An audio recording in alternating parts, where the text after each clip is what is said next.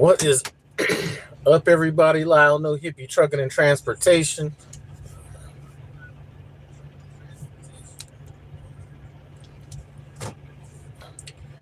Mr. Mayhem, what's up?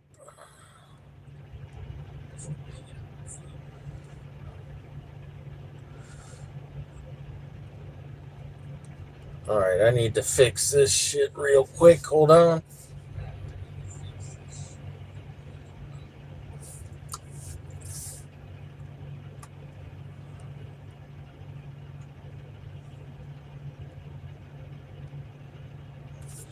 All right. 313, what's up? Andrea, speaking of my wife, Andrea, I was thinking about coming up with my home time, and my wife was like, don't even come back for a while. So I was going to come back a little sooner, but I think I put my home time. Let me check. 2:24 is what I requested, so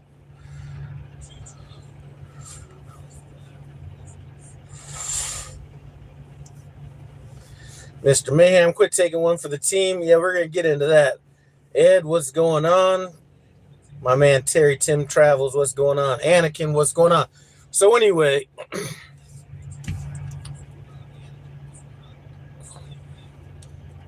let me just tell you. So I pick up this little load from the worst of the Hershey places, the one in Palmyra that's the bigger one that has the little skyway over the shipping and receiving office. Anyway, I picked up a load out there.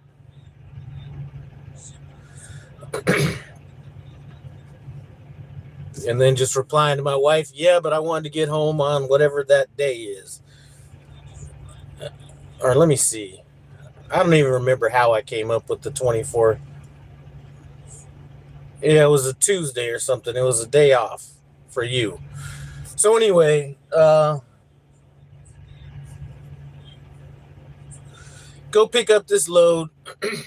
First of all, it's picking up at that little raggedy, or not the little one, but that raggedy Hershey place.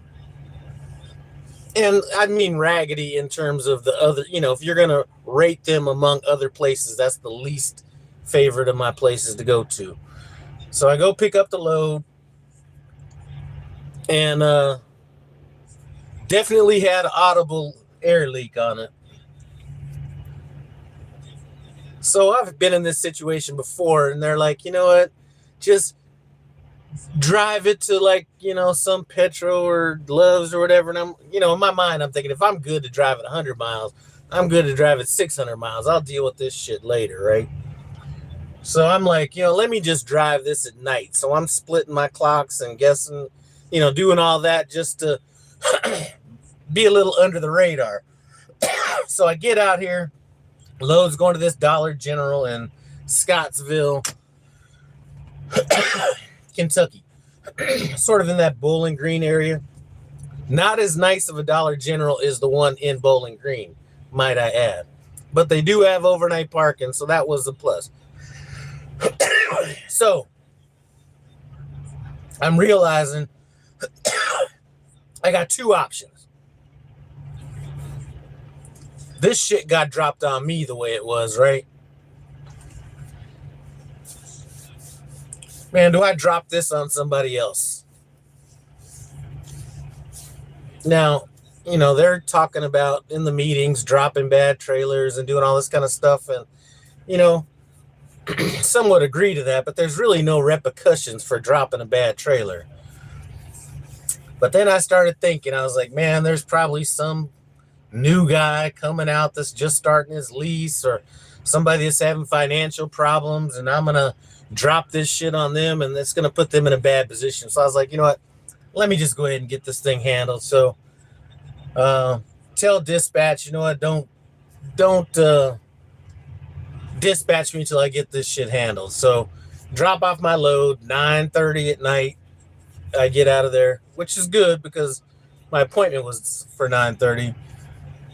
And go to park. I'm looking all over the place. This Petro said it was full. All these places are saying it's full. So I drive to the closest truck stop, and I'm going to work my way out from there. So I go to the TA in, I forget the name of the city, but it's, man, I forget. Anyway, it's down south. It's about 50 miles south of where I'm at right now. Closer to Nashville, but not, So I stopped there, figure I'm going to deal with this air leak today. Well, when I got unloaded, I looked in the trailer and the air chute was all jacked up. So I'm thinking, okay, it looked like it was just the Velcro. So let me hop up in there and fix, deal with the Velcro and all that kind of stuff. So I get up there and do that. While I'm in there looking at it, I notice there's a big ass slit going down the middle of the trailer. And then there's like 6 rivets missing on one side, 7 on the other side. And there's a big ass hole in the wall. So I'm just like, you know what? Now I'm getting pissed because now I'm taking it personal. It's all, you know what? I took it that you dropped the trailer with the big ass leak. I'm just going to assume that was that way before whoever dropped it. But now all this other shit on top of it. So I'm just a little pissed off. So I leave that TA Shepherdsville. It was in Shepherdsville, Kentucky. Not Shepherdsville. Now it's getting on my nerves. Let me see what TA it was at. So anyway, I'm going to get 10 good hours of sleep because I've been splitting clocks and all this other kind of stuff lately. So I'm like, you know what? I'm going to go ahead and get a Smith's Cove, Kentucky was where that TA was at. But I'm going to get a good 10 hours of sleep. And I'll deal with this trailer in the morning. So got my 10 hours of sleep. I drove up here to this Petro, and they say they can't fix it because they don't have this tape and this and that. So I'm thinking, with as much shit that's wrong with this trailer, it probably makes sense to drop this at a trailer repair shop, like, to get it really handled. No. Well, first of all, I tell Road Assist they can't fix all this stuff. And they're like, well, they should be able to do this and should be able to do that. I was like, listen, I know what they should be able to do, but they can't do it because this, and this. So I'm like, I'm at least get these brakes fixed because I'm not whistling through the graveyard, driving by any way stations or anything to get this thing fixed. So they went ahead and fixed this air leak. Then they said, okay, well, is there a Love's nearby? Take it to a Love's and get fixed.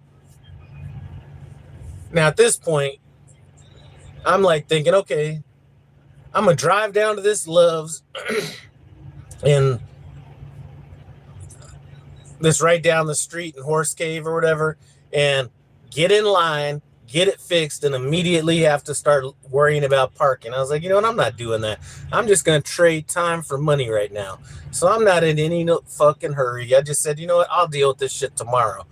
I want to get a washout since I'm up here, and then I'll go down to Love's in the morning and get it fixed. So I'm just going to be chilling. That's pretty much what I'm doing now. At about 4 or 5 in the morning, I'll get up and go get the washout. Then I'll go down to the Love's. But I'm not stressing out about this shit. You know what I mean? But I did take that shit personal after not only the air leak, but then the disaster that the inside of this trailer looks like. So that's when I was like, you know what? I'm fucking going home. So anyway, I don't know if Trans Am is dropping bad trailers or not. It really has nothing to do with whether it's Trans Am, Prime, Western Flyer Express. It doesn't really matter who it is. It's just the fact that it happens. And usually I'm the type person that, you know what, it's like musical chairs. Sometimes you get a chair, sometimes you don't. Sometimes you get got, sometimes you you're the one getting over. So I know this game and I understand it, but this was a little bit too much. Kevo, what's up? Slime Pack. So that's kind of what I'm doing right now. Rusty says he's wore out. You know what? I was wore out too. As a matter of fact, I was just up in Maryland, and I delivered a load up there, and I was just like, you know what? Sit me down till tomorrow morning. And that tomorrow morning ended up being almost 2 days, which really wasn't 2 days. They were trying to give me a load that was supposed to. Here's the type of loads they send out. Pick up a load on midnight. Your first drop is going to be at 3 p.m. that same day. And then your next load or your next drop is going to be at midnight the next morning. That made no fucking sense. So I told them there's no reason for me to do that. You know, let's push out the 01 pickup to like 10 a.m. It just didn't make any sense to do all that stuff. So, but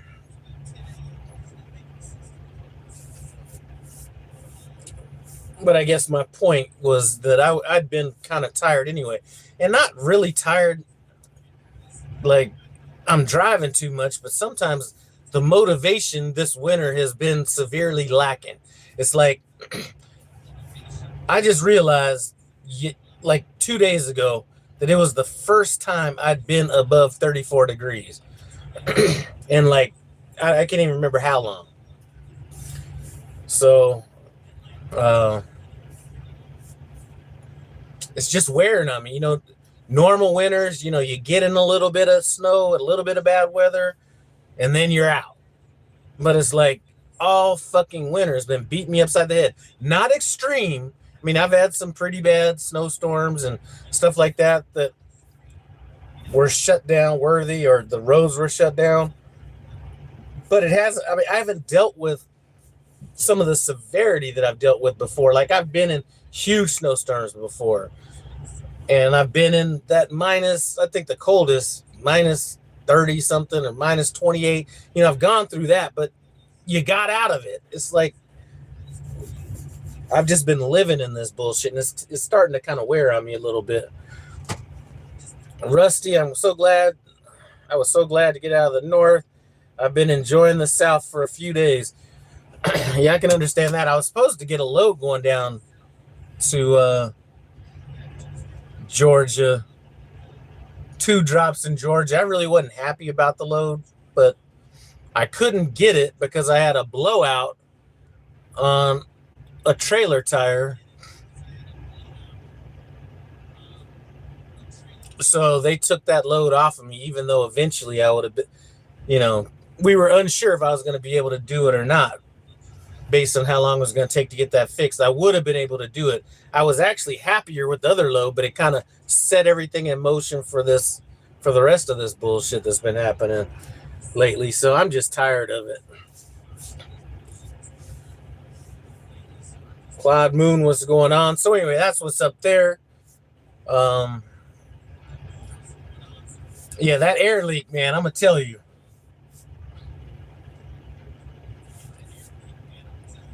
You know, it wasn't dropping, you know, it wasn't dropping below like 105 psi, but as soon as it got up, it was coming down.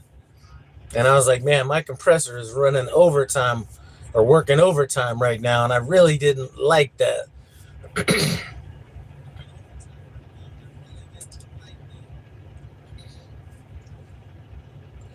68 and sunny right now, south of Atlanta. Man, I am not a fan of Atlanta. I saw you post that video about the fuel island out there. That's the least of the issues with Atlanta. And I don't even mind Atlanta traffic. I mean, I don't seem to think it's as bad as everybody makes it, but just everything else about that, I just don't like.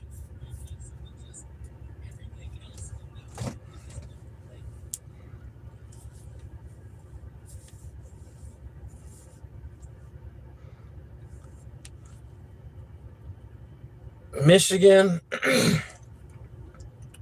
Yeah, depending on where you're at in Michigan. I haven't really got to any of the really bad places in Michigan, but I mean, there's several places I'm gonna put that are worse than Atlanta as far as traffic goes.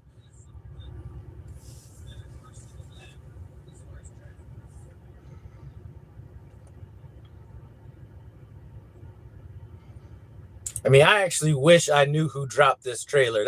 That's how personal I'm taking this shit right now. Like I said, I could deal with just the air leak, you know what I'm saying? But just all this shit, and in reality, this trailer should not be.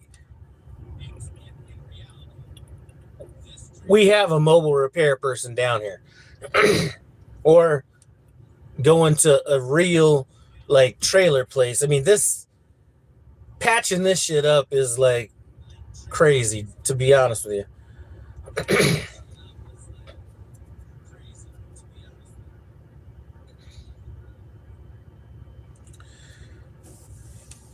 Too many damn people in Atlanta, huh?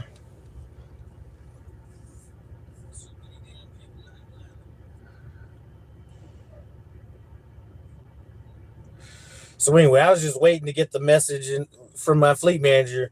When are you gonna be ready to go, man? Listen, I'm not even concerning myself with this. Now, I've been around the Prime network long enough to know a bunch of different ways I could have got through this shit. First of all, I could have just dropped it on my next load, which was probably going to be a drop and hook after this anyway. I could have done that.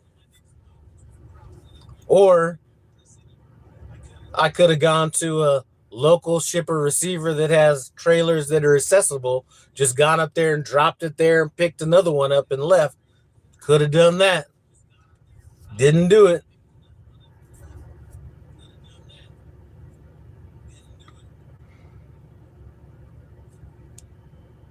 But you know, I guess the soft spot in my heart was worried about who was going to actually have to deal with this and what their financial position could be at the time. So anyway, that's kind of what motivated me to actually get this thing done. All right, Anakin had an issue with the trailer that had a TPS problem. Got 80 messages every day, no air leak. RA wanted me to wait until I could get through a terminal to get it fixed. This probably needs to get like it's a new I mean, it's not an old trailer, it's a 24 trailer. And you know, one thing about these 24 trailers, you know, some of you guys are maybe didn't notice it, or maybe it was just a fluke. But if you were around in like the early 2000s, I forgot if it was the 2017 or the 2018 trailers, but one of those two was bulletproof. No matter which one you got, was like bulletproof. I think they were the I think they were the 18s. But one thing I can tell you is these 24s, I don't. It just seems like they're fucking raggedy. And don't get me started on these damn Thermo King reefer units. I cannot stand a Thermo King reefer unit. All right, what's up, Trent? I wish everybody thought about others when they were dropping trailers. Man, like I said, if it was a little problem, because you know, sometimes as a parent, or I've had people that actually, Slime Pack called me one time, and she had a situation like this leaving the shipper, and you know, the advice I gave her wasn't the advice I took. I went ahead and ran the load, um, and accepted all the ramifications that could have came along with that. But I just don't think this is one of those things that it not only hit safety on a certain level, but it also hit, you know, it also hit where I could be putting somebody in a bad financial position. Like I said, I'm just up here chilling now. The only thing I'm worried about is my fleet manager trying to rush me through this shit. It's gonna get handled. I could have told them about Thermo King reefers, given all the problems with my Thermo King APU. My Thermo King APU is a champ. That is one thing I will give Thermo King. But I also get it.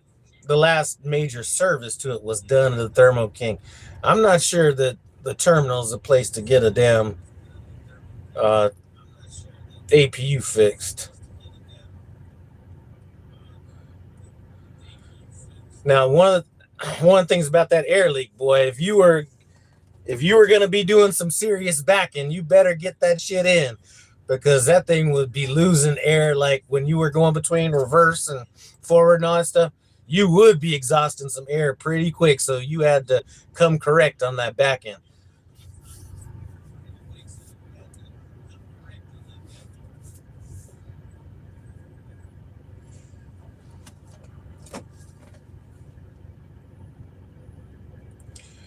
Then I was backing in some Loves. I was backing into Loves to do a split on this last load, because I was trying to drive it at night and everything. I pull into this Loves, and this Russian dude, I'm backing into the spot, and this guy's like honking his horn and shit.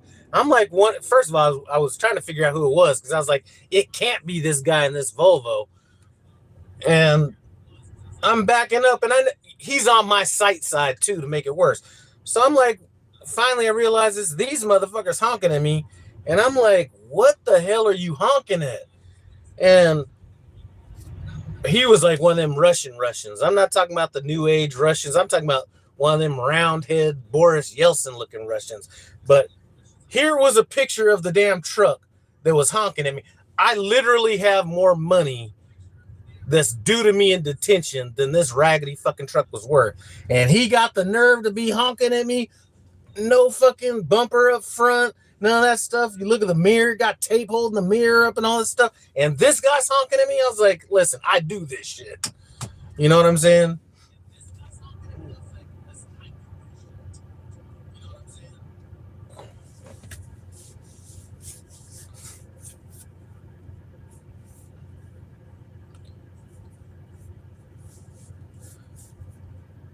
But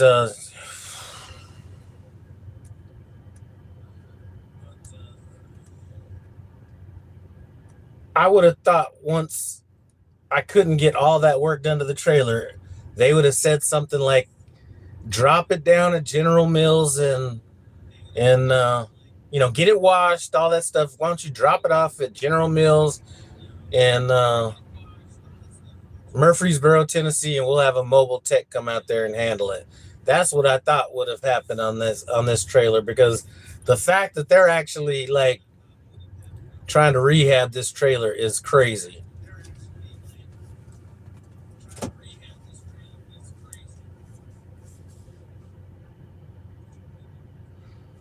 And one thing I did notice about this snow I've been in lately, some of you motherfuckers will not, you guys will wear flip-flops and slides and all this shit in whatever weather's out there. I seen people walk around with Crocs Crocs and socks and walking through like 2-inch snow. It's crazy. You guys be killing me with that one.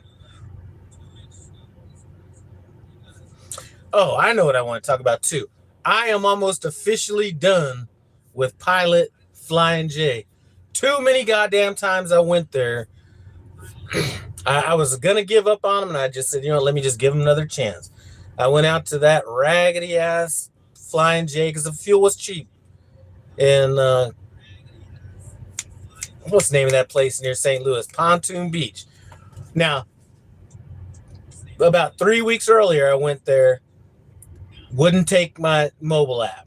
So I went out, did it the old-fashioned Abraham Lincoln way and used my card and punched in all the numbers. It didn't take that. I went in, or at that point, I said, you know what, forget it.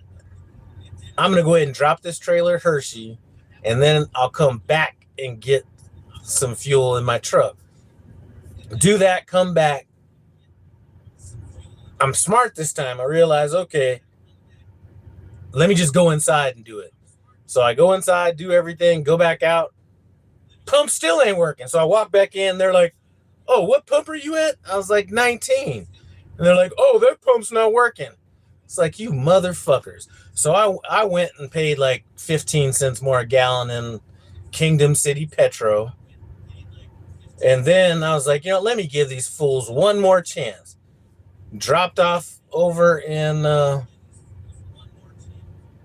Granite City. Was gonna go get some fuel there. And it fucking didn't do it again. I was like, what? I'm done. I am done. I don't care how cheap the fucking fuel is. I think I'm almost completely done with Pilot Flying J, regardless of the amount of fuel it is. I mean, listen, we're saving $6 here, $3 there. That ain't gonna change nobody's life. So we're possibly just gonna be sticking with TA Petro, baby. And listen, they got issues of their own, but their rewards program is so good, it almost makes no sense not to use them. David Paulson, man, they handed me a trailer so bad that I'm taking it personal at this point.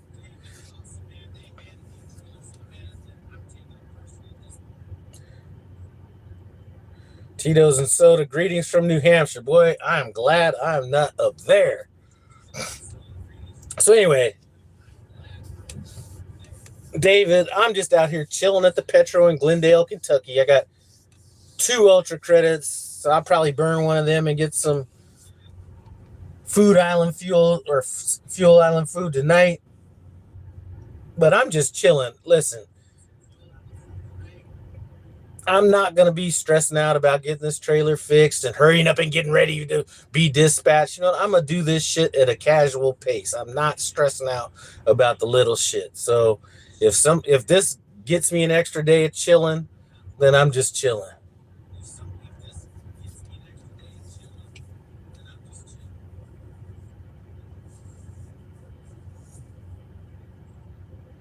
And I went to, okay, so this was the straw that broke the camel's back. So I went to get some fuel in the reefer at, damn, what was the name of that city?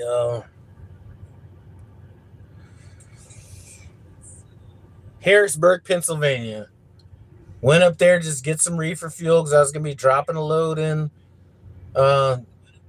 Palmyra, Pennsylvania. So I go up there to like get some fuel, and now the app's not working. I was like, you know what? That is it right there. So I'm not worried about what my net fuel cost is, whatever you think. I'm done with all that. I mean, it's going to have to be one hell of a Flying J or Pilot for me to get fuel there. Like the one in Allerton, Illinois. That's a good Pilot. I don't mind. I'll go to that Flying J. There's a few decent ones out there, but as far as your regular Pilots, Flying J's, I don't care what the fuel savings are. All right, let's see. David, drop it off at one of the yards and grab another one. But listen, I was gonna be so gangster, but then I started having just a bad before I even mentioned this shit to RA, I was about to just drop this at a customer and pick up an empty one out there. You know what I mean?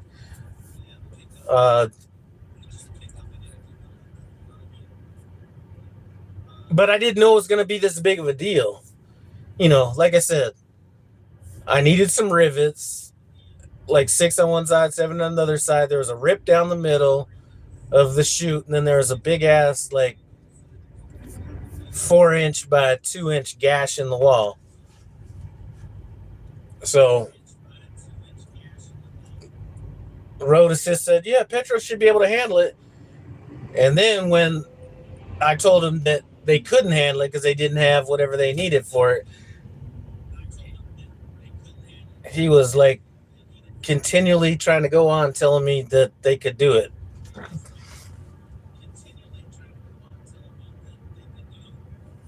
So anyway,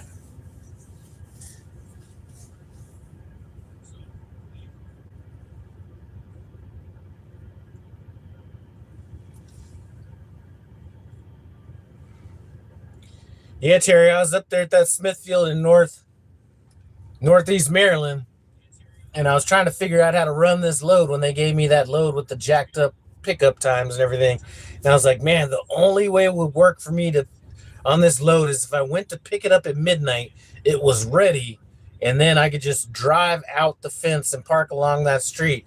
And then I was like, man, that's the last thing I need is Terry doing a video about his boy Lyle coming up missing next to Northeast Maryland, Smithfield and all this shit. So I was like, yeah, nah, I'm gonna just change this.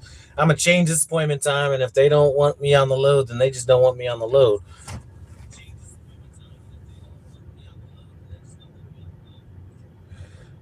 Here we go. David Paulson, being a long-time driver, you should have an extra, basically hardware and a small ladder. Come on, man. No, I don't do that. And I just had this conversation with somebody else. I got enough shit on my truck for shit that I need. Like that's what I do. Now, as far as the rivets go, you know what? I could have possibly done that real quick or whatever. I was bringing it to a shop anyway. But the slit down the middle tape is not going to be a good hold on that slit down the middle. And I could have got some tape and taped up the side of that thing. But listen, I can only carry so much shit. You listen to all these people talk about all the shit you should have on the truck, garden hoses and fucking ladder. Listen, I got shit that's going to get me out of situation. I'm not bringing a whole laundry list full of shit out here. And if that holds me up a couple times, I'll play the odds on that. But I'm not out here. Listen, I'm only bringing so much shit.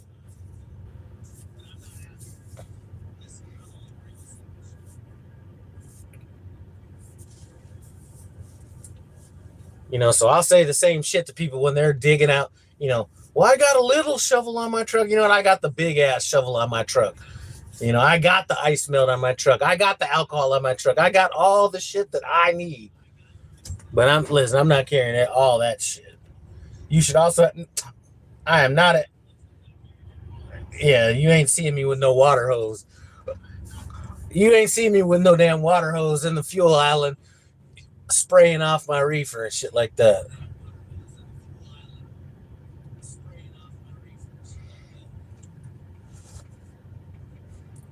I just had that conversation, somebody carrying all that shit on the truck and listen, no.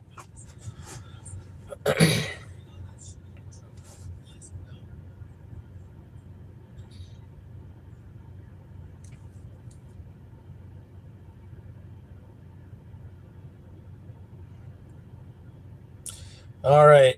Tim Travels. I'd have to do a video because Prime wouldn't tell anyone. Plus, since I'm retired, I'd be up in Northeast in an hour, beating the bushes, looking to find you. Yeah.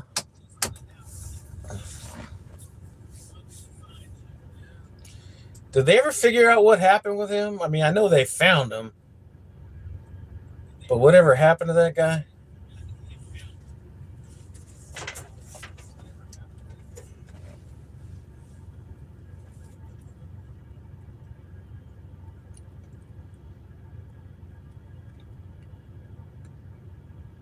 And I mean, seriously, as far as some of this goes, I'm just taking it as a day off. You know what? Ain't making no money. I'm trading money for time. Sometimes that's a good little split. Oh, he had a medical event. Oh, how you? What was his medical event? Being crazy enough to walk into the bushes at night?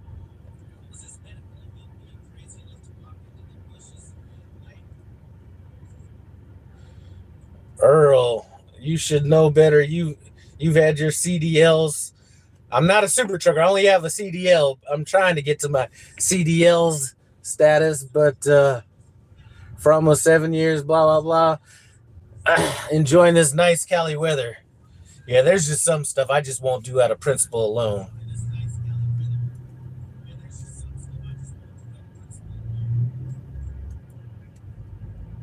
I mean, this is so bad that if there was a terminal around here, I would have forced them I'd have forced it to the terminal. I hear you, Earl.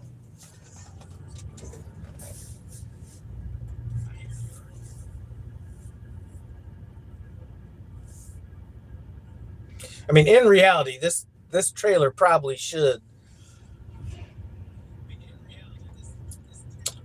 It's pretty beat up for a 24. I don't know if one customer did this or if it was like multiple customers, but the inside of this trailer walls, there's only one place where it's gone through, but they're beat up. I mean, uh, it should probably get stripped down.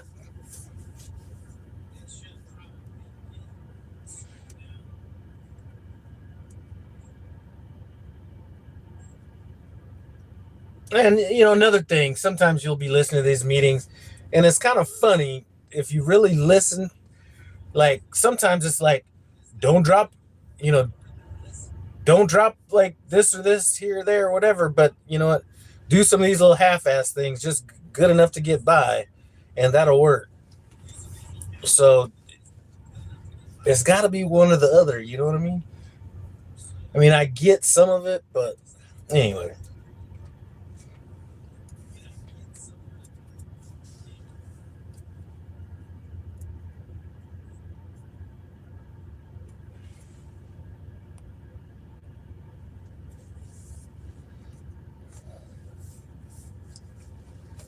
Boy, my hair is gray.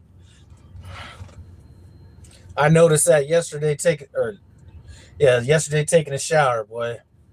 It is coming in.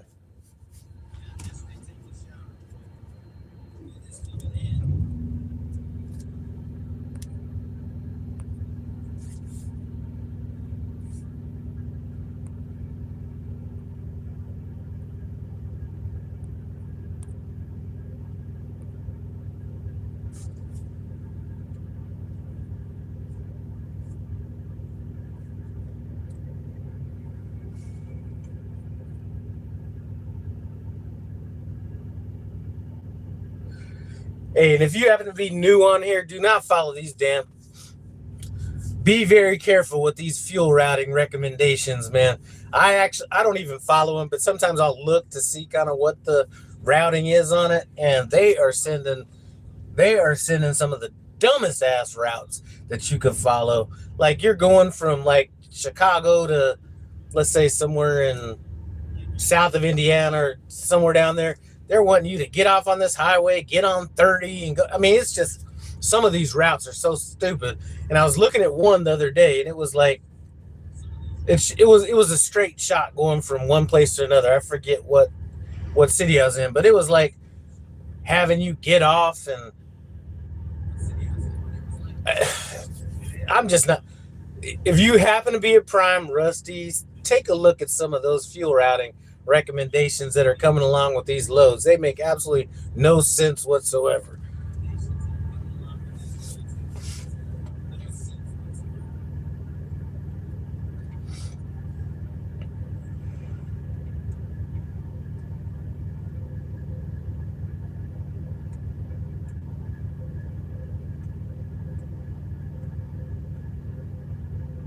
Oh, I tell you what I got. I forgot I had them. Let me. Man, I got these almost 6 months ago. I forgot I had them. All right, so boom, right? Boom. So those of you guys listening, one side of this card looks like a $50 bill rolled up, and it looks kind of realistic. And then on the other side, it says, "Full. You park like an asshole." Got to put these to use. I was going to use one the other day because somebody parked in a non-spot, making my life harder, trying to back into some shit. If he wasn't so close to the other truck next to him, I was going to put this on the windshield.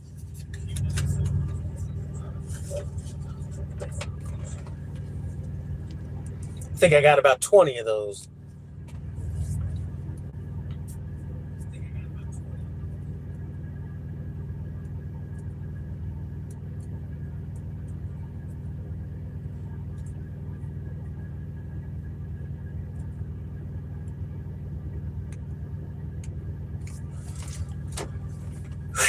So anyway, that's about that.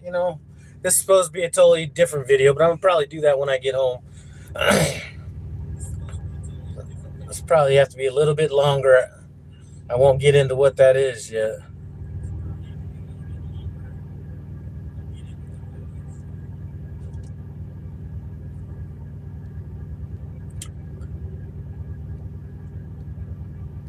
I don't know if Slime Pack's still in here, but did anybody see her video out there driving all in Georgia and all that ice and snow?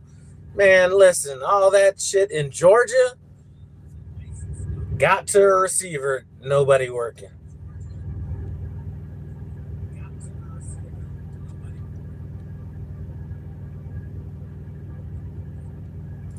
Here comes somebody making all that money driving that prime lightweight truck.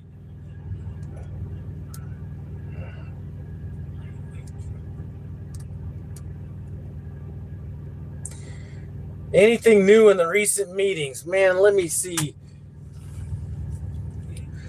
Something was said. I forgot what it was.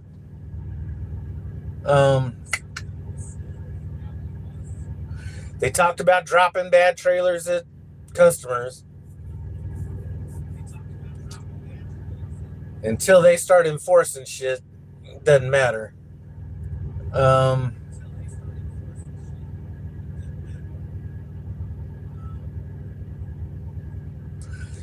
Same old thing. The best, if you want to make more money, there's only two things you could do: increase revenue or lower expenses. And one of the things we have at Prime is a training program. And listen, there's nothing wrong with saying that shit, right? There is nothing wrong with pitching training for money. But in my mind, I believe that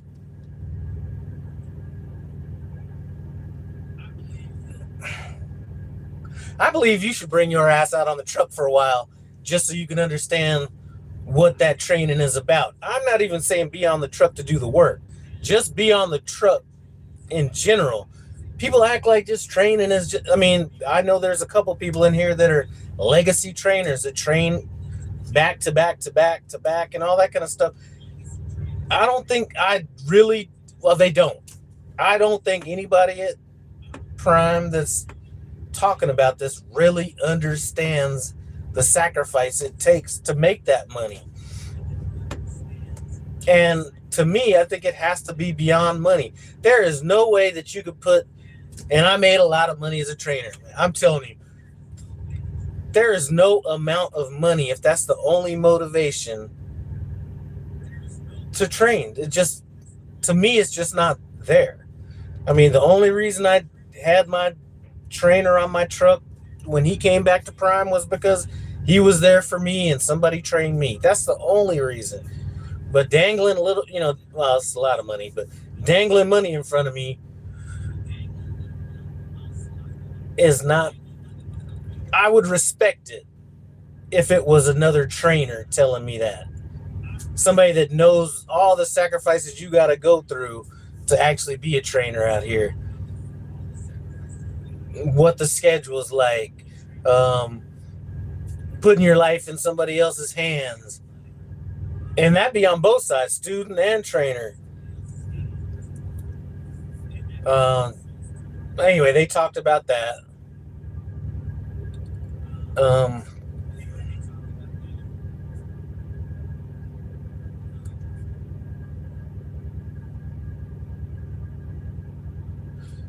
Just the regular old stuff.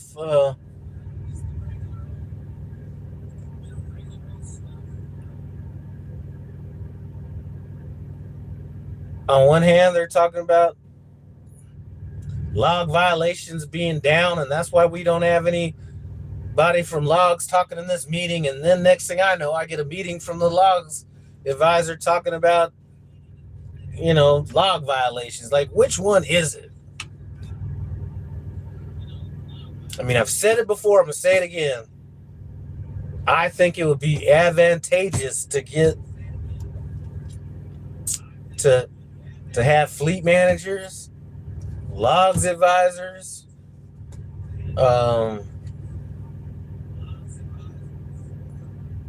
safety people.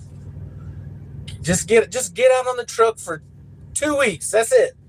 Just a real 2 weeks, like where you can really understand what's going on out here. And road assist too. Shoot. I think that understanding right there would be so beneficial. Am I wrong? Tell me, put in here if I'm wrong. Now, I don't say that you have to do that to do your job and do a great job. But I do think that you have to do that to have a level of empathy and be able to understand some of the frustrations that we deal with out here. Like sometimes I feel like I'm speaking a different language, or like I'm speaking to somebody that is just incapable of comprehending what I'm trying to say. And it's not their fault. They just don't know. Like a good example, my fleet manager didn't say anything about this trailer. When I said, I'll deal with it tomorrow. If I talk to just about any truck driver and I just say, you know what, it's like 2:00, I'm going to go ahead and deal with this tomorrow. I want to get a washout so I don't have to come back unless, I'm coming back this direction. And then I'll take it down there at like 7:00 in the morning to Love's. An average truck driver is going to realize that one of the benefits of doing that is I'm not going to go down there, get in line, get the work done on the truck just to fight for parking when I'm done. And, you hear all these people that are talking about, plan your trip and do this and do that have no understanding about none of this shit. Like, if you run over, like, you shouldn't have any log violations because your trip should be planned out. Now, I don't really get log violations, and my trip plan is to run my fucking ass off, so I'm always going to be there, but I don't think that, like, I think it's sort of like somebody heard some good catchphrases and said, you know what, I'm going to regurgitate this in the meeting and not really even have any understanding about it. You know what I mean? Like, I think that somebody can say, plan your trip and do all that, and like think they understand what they're talking about, but really not comprehend what goes on in all of that. You know what I mean? All right. Yes, you're right. Training is a huge deal. Even when you're going through training, it's a massive hassle. The people talking about it in the meetings have never experienced it. I mean, training is one of those things that every time I train somebody, first of all, I knew the downfalls, I knew the upside, all that stuff. Always made like a ton of fucking money. But I do think that I think that sometimes trainers are taking a little bit more on than they should. And it's a little bit too black and white. Like, it's like, okay, well, if you have a trainee on your truck and they hit somebody, that's going to hit you. Now, I could maybe understand that to some degree, but I think there needs to be there's got to be something else. I mean, if I remember back, I'm going back maybe 4 years. I think I remember talking to somebody so I'm talking to somebody who's a driver that was trained by this other guy. Okay. So he's telling me about his trainer just had a student like flip the truck or something. The trainer was fucked up enough that he had to go to the hospital. I don't know what happened with the trainee, but the trainer was so fucked up he had to go to the hospital. So he had to go to the hospital, had to pay the deductible, and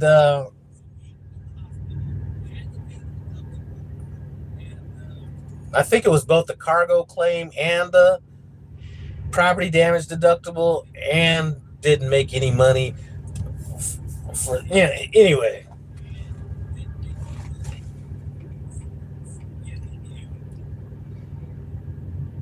That is like adding insult to injury, to have somebody else flip your shit, you get fucked up, have to pay the deductibles. And I don't remember how long that guy was in the hospital, but it was a little bit.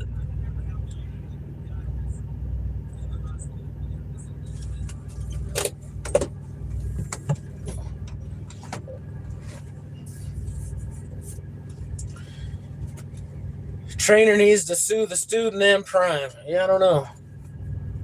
Tell you another thing to get on the truck. I always try to promote little items. Man, these little Yankee Candle little scent things right here. I mean, you got the other stuff too. You keep all different kind of stuff. I mean, I got probably 3 or 4 different ones. You got the ones that are kind of like anti, whatever, but just a good pure scent. This apple pumpkin stuff, some good shit right there.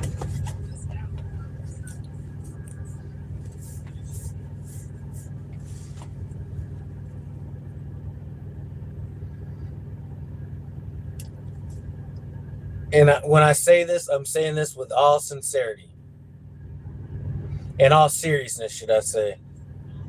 If anybody at the company that works inside that has in any way spoke on drivers or anything like that, if any of those people wanted to get on my truck, I would actually pay them what their salary is for that week or 10 days or however long it would be. The no hippie thing is a long thing, too long to explain. I love hippies. It's just,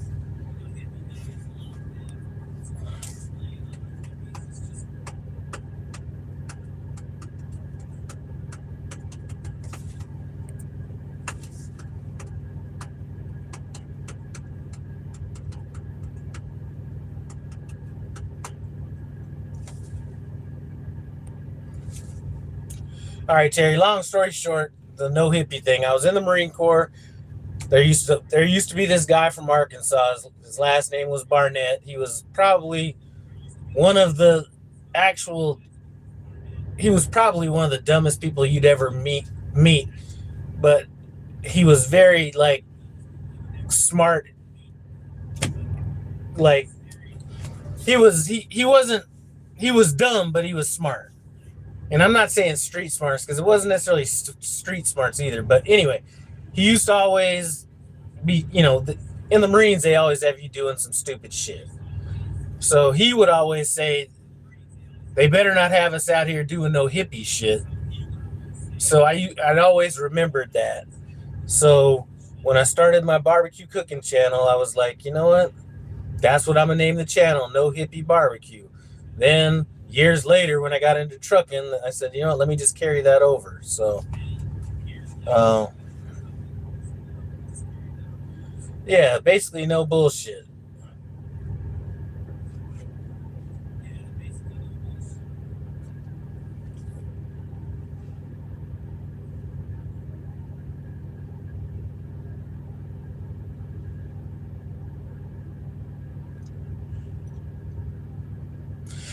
Speaking of that guy from Arkansas, when I say that he was one of the dumbest people, I mean, really, he was like dumb.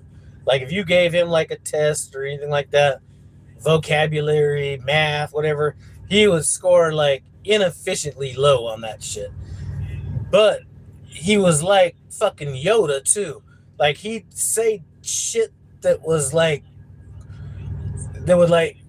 he would say the most profound shit ever, right? So you'd be dealing with all this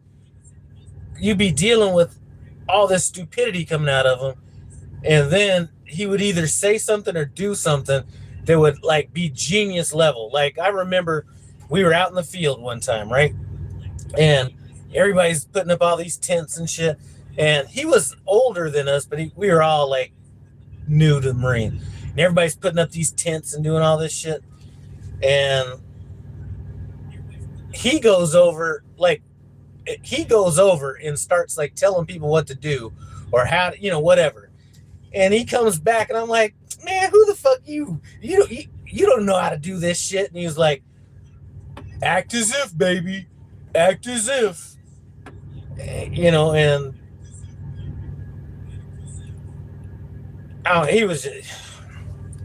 he was just one of those guys.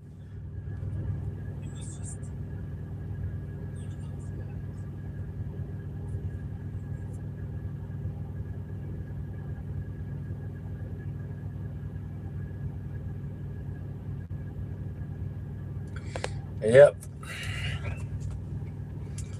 So I'm gonna get to have 2 good nights of sleep. And don't let this Loves not be able to fix this shit tomorrow.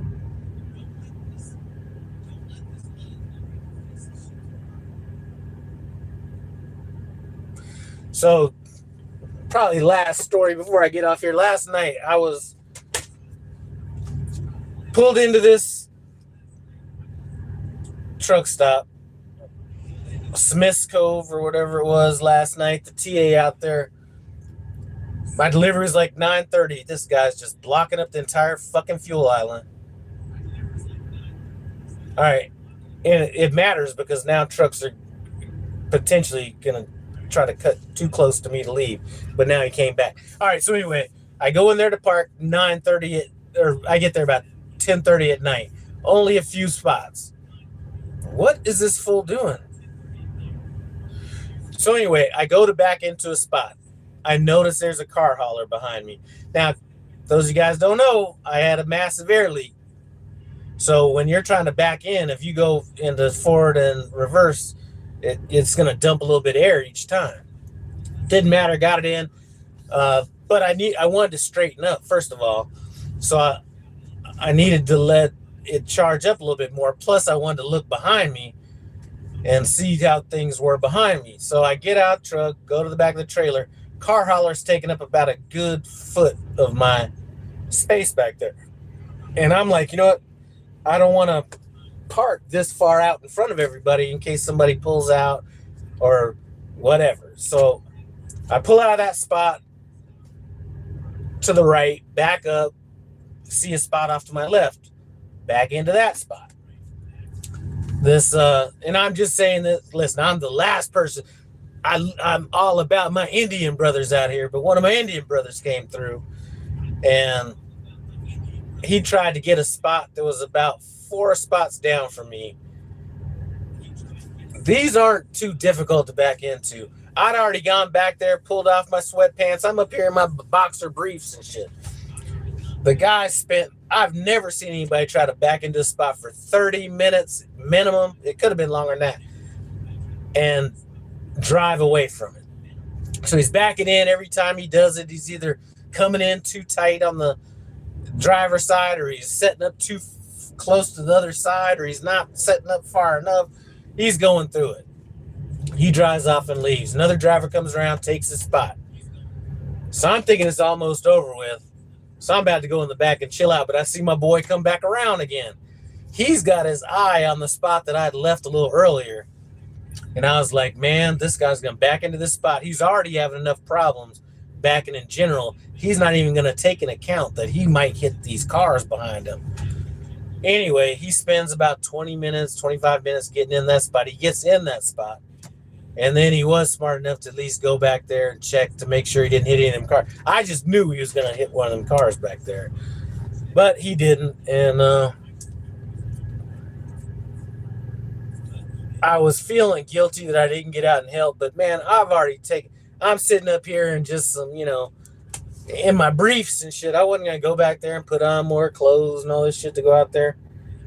All right, you could have had the chute sewn up by now and made an extra $50. Woohoo! I'll take the extra time chilling, man.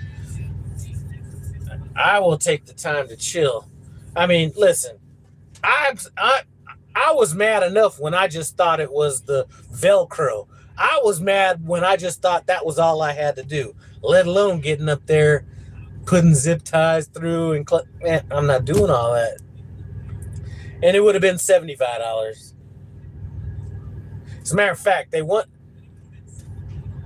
road assist was like getting on me, not getting on me, but it was like they were frustrating me so much. I was like, as a matter of fact, how much am I getting paid for all this stuff? And they were like, well, you're probably gonna get, $25, or what was that message? Let me see what the damn message was.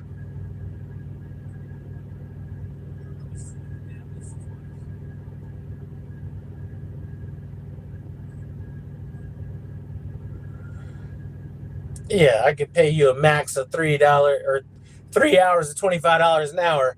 Man, I was like, man, don't even worry about that pay. I'm good.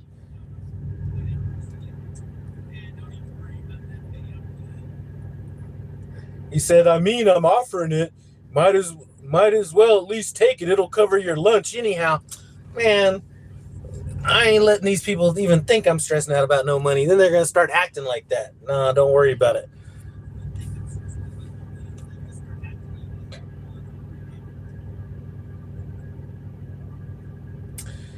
Let's see. Sounds like Buddy needs more training. Nobody should have to go help anyone park at a truck stop. Man, I'm gonna tell you, when I first got out here, I forget where I was at in Georgia. It might have been Macon, Georgia, and that was like, I've aborted missions before. Um, but a lot of times it's not because I couldn't get it. It's like I know what to do, but I got too many people behind me, and I'm just not holding everybody up. So then I'll just circle around or whatever. But when I first got out of here, probably one of my first couple months or whatever, I was at that truck stop, and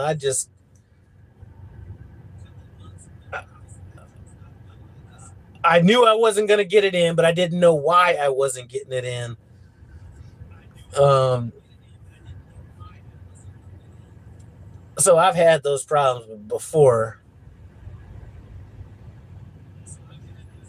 So I don't know how new the guy was or anything like that, but I've also offered to help people, and them motherfuckers acted like I disrespected them or something. So sometimes I don't even offer it. I've helped two people actually got in their shit and backed their trucks in, but that's been a long time. It's probably been 4 years at a Myers up in Michigan on one, and then probably around that same time, furniture hauler somewhere in Florida. Just got here. I'm already aware of what you're talking about. Yeah, baby. Uh, they weren't able to do all this work here at this Petro, and I'm replying to JJR. So now I got to go get the work done somewhere else, and I'm just like, you know what? I'm not rushing off to get this shit done now. I'm gonna get it done tomorrow morning. I'm not gonna go out there and run to get some repairs done just to fight for parking later and not get any good sleep. So I'm just gonna chill out, wake up at like 5, 6 in the morning, go get a washout. If there's no line over there, if there's a line, then maybe I won't get it done anyway, because I'm most likely getting a load back up here. Or Smith's Cave or some shit. Or not Smith. Horse Cave, Kentucky, I'd imagine. But we'll see.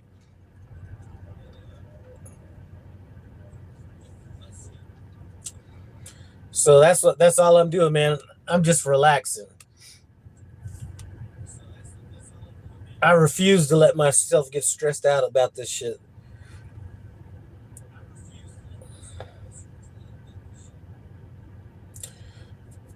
But Jesse, we spoke on the phone earlier today. I think I called you back to tell you that when I got up here to check out the Velcro in the on the trailer chute, that there was a whole bunch of shit fucked up in that trailer, and that's when I started getting mad. That's when I took this shit personal. Like, this motherfucker left this trailer leaking like this, and the inside of the like this wasn't some shit that just happened. You could tell by just how something looks like it's been there, like it didn't just happen. So that's kind of that's why I feel a little. That's why I'm taking it a little personal.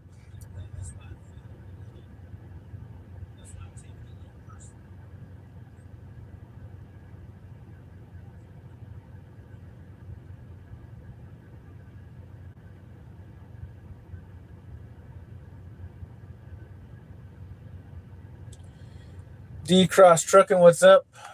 I just need to get home. I've always said that my first run out off of home time, I should have known to cut my shit short. My first load off of home time is always going to set the tone for the entire run. What was my first load off of home time? Leaving Colorado, dropping off with 2 stops up in Connecticut or some shit.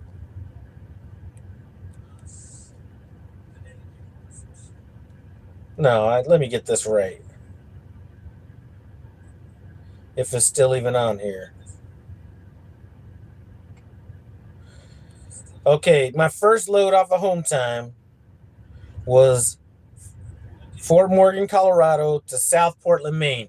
That set the tone of the entire run. Shut down due to weather, and then got stuck up in the Northeast for a while. And then ended up getting stuck in that shit, in that Tennessee, Mississippi, all that stuff that was going on. So I should have just known. I should have cut it short. Like, now I'm going to just start cutting things short. If I come off home time and that first load or 2 is like a little messed up, I'm just going to immediately say, get me home in the next 10 days. Like, right off the bat. Because I know how it's going to end up. I've been saying that shit for years, and that plays out every single time. If I get a good load coming off of home time, a load I like, going where I want to go, all that stuff, everything's smooth.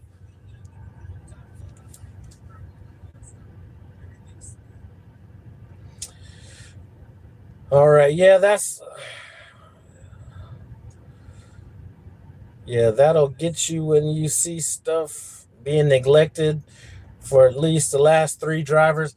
I could have been gangster. And listen, I'll be gangster when it's time to be gangster more than most people would. Like I said, I was thinking of all the things I could have done. I could have just dropped it at a local shipper receiver that's close by, dropped it there, picked up another one, and bounced on. Nobody would have known any fucking different. You know what I mean? I could have done that.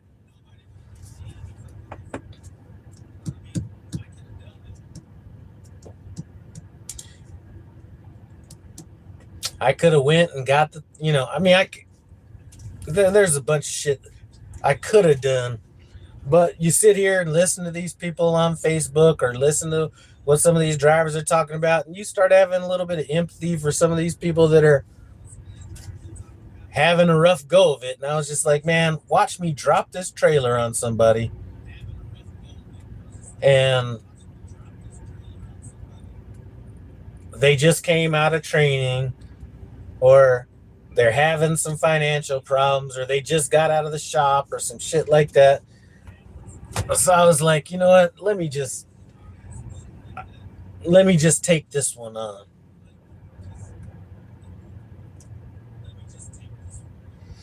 And you know what? I don't necessarily blame the other drivers. This whole thing about getting trailers worked on and all this kind of shit, this little $75 an hour they're talking about isn't shit. Like, if you don't want drivers dropping bullshit at your customers, then act like you give a fuck a little bit. You know what I mean? Like, I guarantee you a driver's not gonna drop a trailer at a bad place if he's gonna get paid $300. Because what's it costing? I mean, even if I'd have done everything correctly, right? If I'd have just went here, got this air back, whatever, got this air leak fixed. Let's just say it was the air leak. Because some people are thinking I'm out here like Betsy Ross going to sew some shit up. I'm not doing all that. But so let's just keep it to the air leak in the trailer. That air leak cost me a load either way. just getting in here and getting it done and getting out. So even if it paid $75, I'm still out whatever the money that the load would have been, right? Now, I'm not looking at shit like that, but you got drivers out here that are like, can't miss, they can't lose that money. You know what I mean? And I think if you really want your trailers taken care of, then you're gonna like,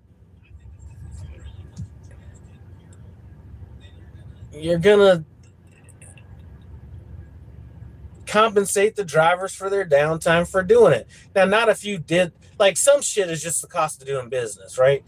You get a blowout on a tire or whatever the situation is, or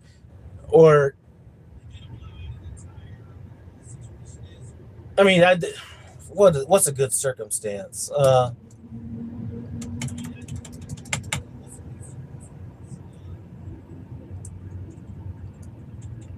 Like if you're picking up a trailer, or you find out that a trailer needs to go to the shop for whatever, there is not, first of all, there's not a big enough deterrent. And second of all, how, I don't care if there is anybody at Prime talking about, you know what, we're going to start seeing who dropped that trailer there. Well, what are you going to fucking do to them? You're going to say, okay, well, you dropped this trailer, we're going to ding you for $500 or whatever. Well, you made the $500 dropping the shit on somebody else, right? So there's really no deterrent to do it. So would I get upset at a driver dropping a bad trailer? No. Why?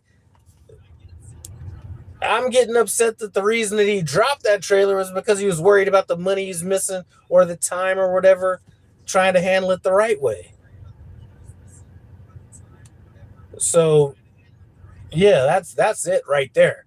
I mean, tell me if that makes sense. If I would have just said, you know what, fuck it, I'm gonna drop this trailer on somebody, and it's got this badass air leak. Let's not even talk about the inside. It's got this badass air leak. Chances are most people aren't gonna be driving with it, right? So they're gonna need to get it fixed. Well, they find out, oh, Lyle's the one that dropped the trailer. Then they're like, hey, Lyle, you dropped this bad trailer. We're gonna hit you for $500, whatever it is. Well, I'm still coming out $200 to the positive if you average out, you know, depending on the load. If, let's say it was a short load, let's say it was a day load, I dropped the load, picked up an average load going, you know, 200 miles to pay $700. I dropped that trailer to get that load. I made the $700. Now they ding me for the $500. I'm still $200 to the good with no brain damage whatsoever. So anyway, I live in Houston. When I come off of home time, they try to send me either to Laredo or Louisiana. What, we ain't got no loads around Houston? We got a bunch of loads in Houston. Well, maybe not Houston. We got Baytown or whatever that is down there. Always got loads coming out of there. They pay shitty, but they're out there. All right, JJR, you're implementing one of the leadership traits, integrity. That's Jesse there. He's a former Marine as well, and kind of in the same age bracket and around the same time in the Marine Corps. So he's one of those people I could talk about the clubbing days and speak specifically about a club, and he knows what I'm talking about. We probably ran into each other back in the day, or at least we're in the same club at the same time.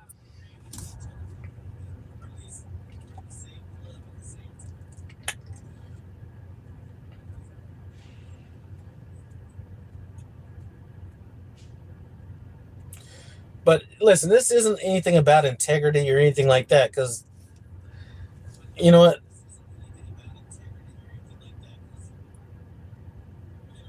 How are you expecting some of these drivers in some of their situations to even be in a position to think about, to think about anything like that, when by having that integrity is going to cost them, could put them in a bad situation. So, like I said, I'm not necessarily going to blame. I mean, I guess you have to blame a driver to some degree, but I think I don't think drivers do it because they're lazy or they don't. It's about the fucking money, and that's why people are doing it. Now, sure, if there's a lot of the people that wouldn't drop it aren't the ones that are sitting here living paycheck to paycheck or something like that, but not everybody is in that situation.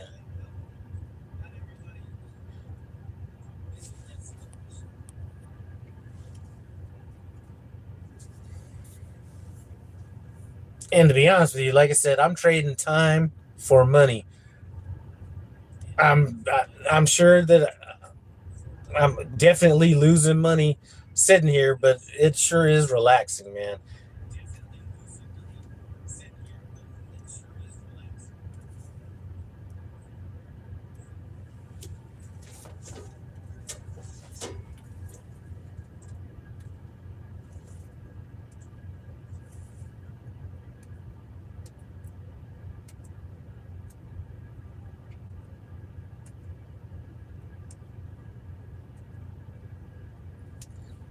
But that's not some things anybody's going to be talking about in the driver advisory board or anything like that.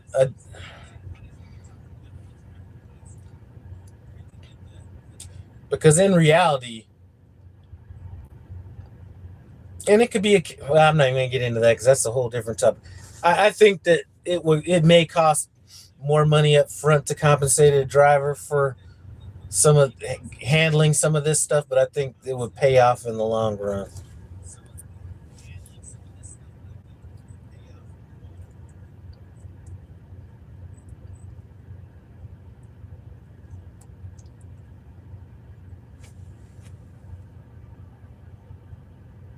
Six Simpered, No Hippie, what's up? What's going on? Just chilling out here at the Glendale, Kentucky Petro, best seat in the house, right in front of the fuel island. Specifically where I could see the truck wash because I want to get a truck wash early tomorrow morning, but I don't want to sit in the line, so I'll probably go over there about 5 or 6, and then I want to get to that Love's early enough in the morning to where if it gets fixed, I'm not in a bad situation.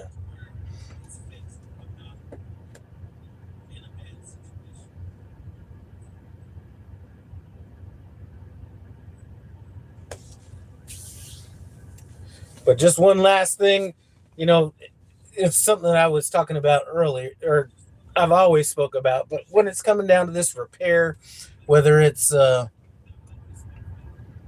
road assist, fleet managers, whatever, I always will try to let them understand that money is not the main motivator in this. The only reason I was even asking about or even bringing up the money was because it was starting to piss me off. And it wasn't about the money. And even when they brought up the money, I was like, man, this ain't even worth enough money for me to even worry about. So don't even paying me on that shit's almost an insult in a way. But I don't want to ever be in a position where my fleet manager knows that I'm behind, or I never want anybody inside of Prime to think that everything that I'm going to do is going to be based on money. First of all, for the reasons that my man JJR was talking about from an integrity standpoint, they know that I'm never going to I'm going to be forced to do something like that because I'm worried about the money isn't the motivation. That doesn't mean I can't do some bullshit, but it's not because of the money. But I've never wanted a fleet manager to, or anybody, and it could be in my former business, to think that I'm just entirely motivated by money. I think that it, and that's another video all in itself. Um, Yeah, I don't even want to get too deep on that.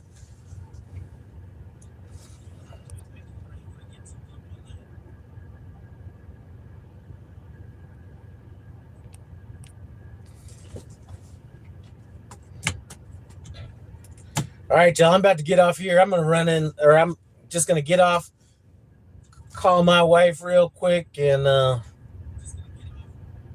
take advantage of this good night's sleep. But appreciate you guys stopping by No Hippie Trucking and Transportation. I'm out.